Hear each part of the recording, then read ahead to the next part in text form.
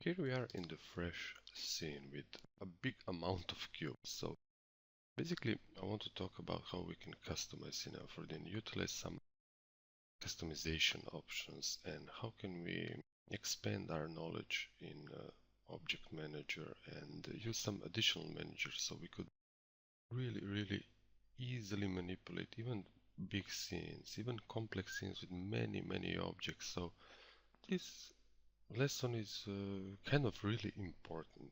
Okay, very first thing I want you to do here right now is to go here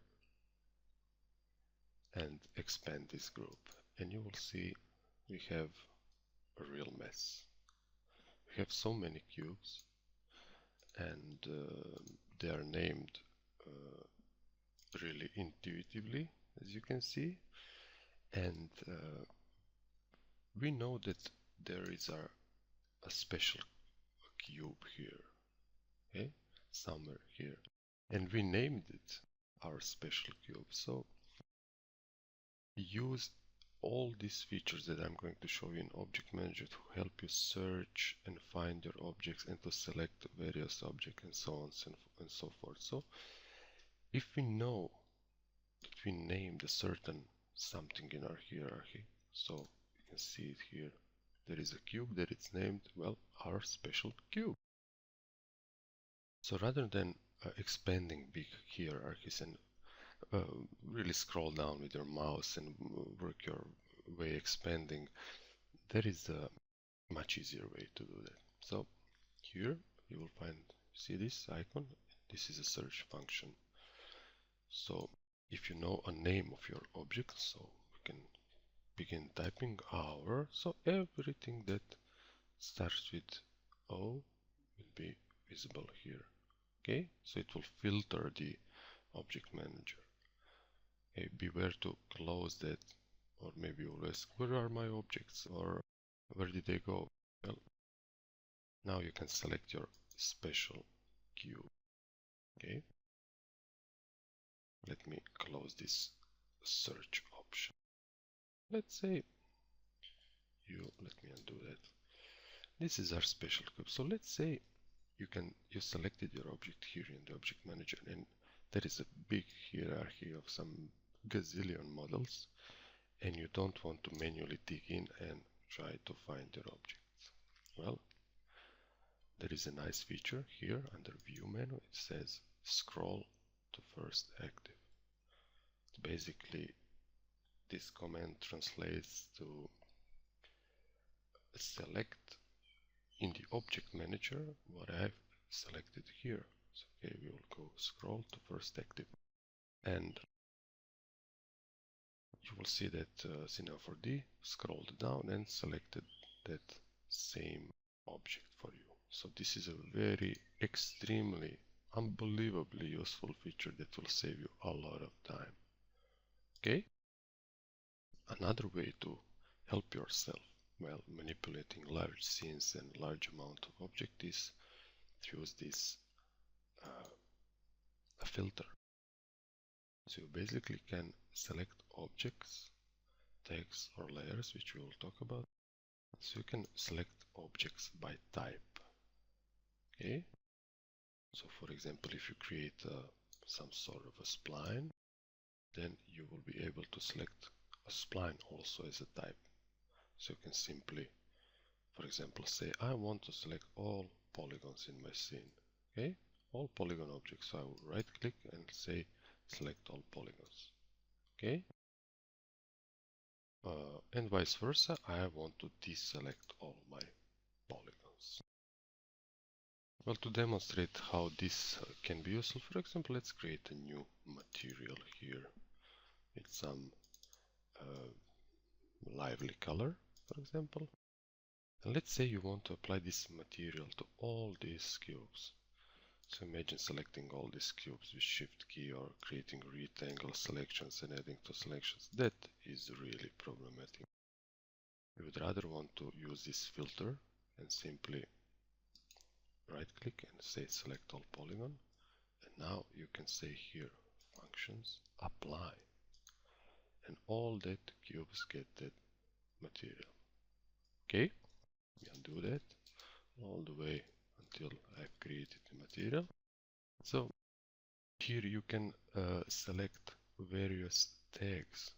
Instead of selecting like this, with Shift key you can select, for example, all font tags, and so on and so forth. This is really self-explanatory. So you can turn this filter off. Another really extremely powerful manager is layer manager, and I don't really know why is it left out of the standard layouts. It should be in standard layout. It's so useful. Okay, so we'll create our layer manager here, our window, and here is a layer browser. Okay, and this thingy is so useful. So we want to create a permanent place for this layer browser. So you see this dotted cube, it states this manager can be torn apart. So let's click and hold and drag, and you will see once again, as we saw docking menus, we will dock this somewhere. For example, this is a good place, right in between object and attribute manager. Okay, and you can of course scale it, manipulate it in any kind. And now, to really show you how layer manager is powerful, I'll just briefly run through it to get you up to speed, and you will explore the rest. So let's say that, for example, let me go to my object mode. These cubes here should be grouped somehow. You want to be able to select them, to give them some attachments, to manipulate them other way than using object manager. Now, maybe the better explanation would be, let's say as you selected some random cubes and you want to group them somehow, but if you browse through this, rather scroll to this object manager, you will see that those cubes are scattered. Okay, and you want to have some neatness here, at least in these numbers, and this is where a layer manager comes in. You can double click here and you automatically created a new layer. Okay, and you can double click here and enter a name, so my special cubes. Okay, and here you can change the color. So for example, you can use green color. So every time you add a layer, it gets a new random color, and you can change that if you want. So now, what if I now utilize a command while my cubes are selected here? What if I utilize the scroll to first active command? Okay, it will scroll to the first active cube. Now I can simply, because I know those viewport and object manager are linked. So if I have something selected here, it is also selected here, and vice versa. And I can simply drag my cubes to this layer. You will see an orange line that says I will drop that cubes into this layer. Okay, and now you can do some operations with it. You can, for example, solo this layer. It will mean only show me what is in this layer. You can see this here. Let me just unsolo this. You can see this, when it's populated with a color, it means I am in that layer. So these cubes, these random cubes I selected, they are saying you here with the color, I'm in that green layer. So let's say you manipulated your scene somehow and worked on and did some operations, and you now want to select all those cubes from that layer. Well, you will simply right click and do a select from layer command. And you can, for example, turn off the visibility for that cubes. They are here, but they are not visible in the viewport. And there are many more options. in inside layering. So once your scene becomes very crowded with really high amount of geometry and objects, it will become slow. No matter how good machine do you have, it will become eventually slow. So you will want to organize your scene into layers so you can turn visibility on and off. And once the visibility of some geometry is off, your scene will become quick and responsive once again. So for example, let's say you're doing a house. You want to really organize, let's say, doors and windows in one layer, and let's say walls in one layer, and furniture in one layer, and so on and so forth. One more nice thing about layers is you can create child and parent relationships just like in Object Manager. So for example, if you create a new layer, see, there is a new color, and you can simply drop it as a child. So you can organize things even in the layer manager. Okay, let me delete all these layers now, and this spline also. And I want to talk about some customization tools. You see, we already docked this layer manager here. Well, I want to do some more. I want to add some really standard commands and standard tools I use often. For example, here. So let me call up the here under window layout, the command manager. Okay. And first what I want to do is, for example, I often add these null objects into my hierarchy here. And I want that icon to be really accessible with one click, for example here. Okay. So here under command manager I will type null, and you see everything that has null in its name will appear. So here now, if I right click anywhere in this empty gray space, for example here, and I do this edit palettes, that means I will enter the state of editing the layout. You will see that icons have now a blue line around them. Okay. So for example, I will drag this null object here, and it will pop up here as a icon.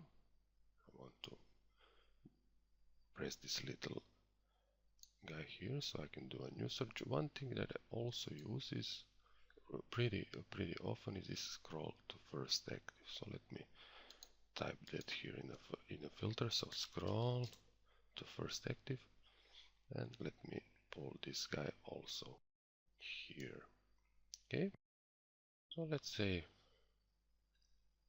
I want to add something more. For example, I would like to see my modeling tool, so I will close this manager, press V key, and I will get that pop-up menu. Okay. So now I can tear it apart by pressing this bar with my left, so it will basically create a new window. So I can, as you saw previously, I can really dock this anywhere I want. I think this area down here, just like in the modeling layout, is sufficient. Okay. And since I really know how those tools look, maybe I will simply right click, and then you will get always a bunch of commands what you can do with your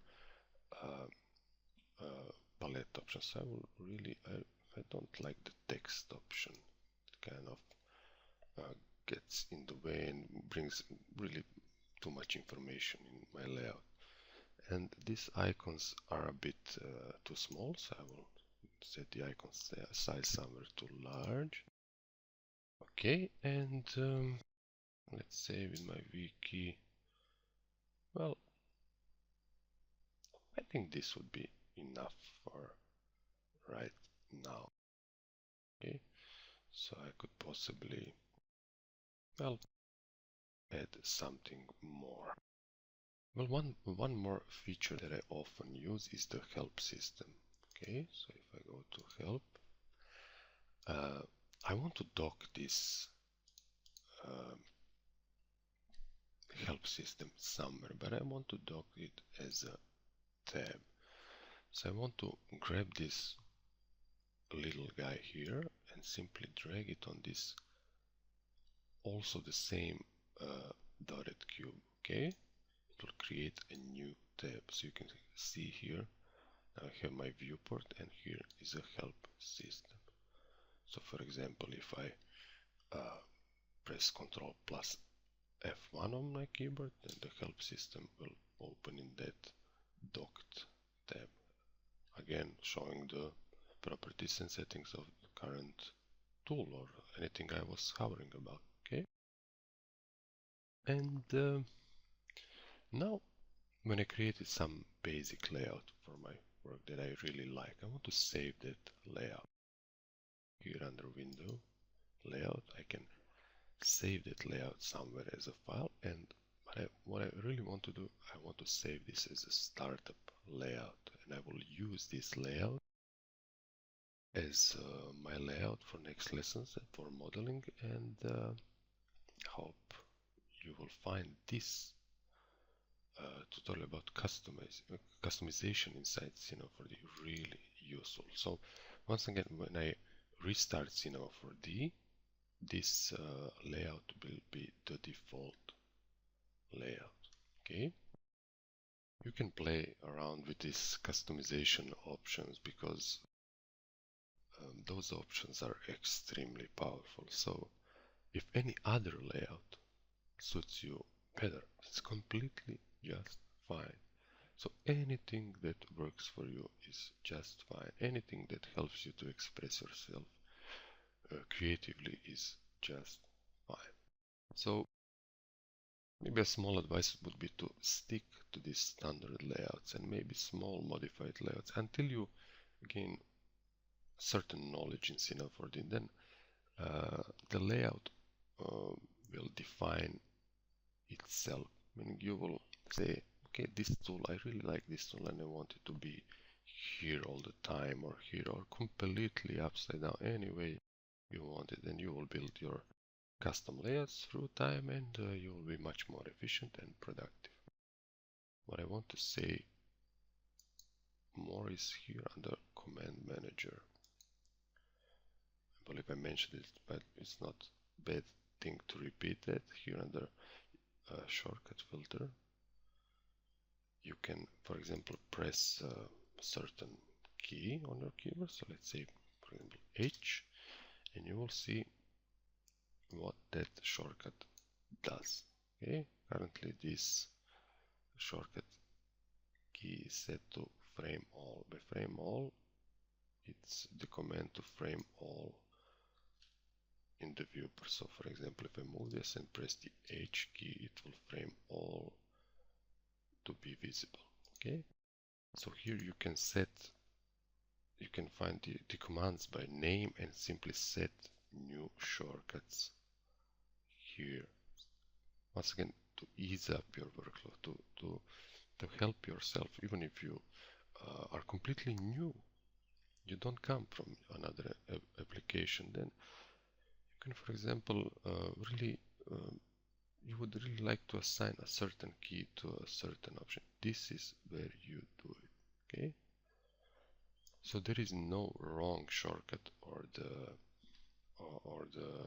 right shortcut. It's just a matter of user preference. Okay, but one word of caution: don't, for example, assign keys to predefined pop-up menus. Cinema 4D will warn you that you will lose that functionality. Okay, so change only if you're 100% certain. Okay, so I think this pretty much wraps it up for this technical part of the tutorial, this not boring part, but now in our next lessons we will really concentrate on our modeling skills. and I will build a few models from scratch and teach you the techniques, and I will use shortcuts extensively, and I will mention occasionally which tool do I use, but I count for you that you have to know which tool that I'm using. Okay, so see you in the next lesson.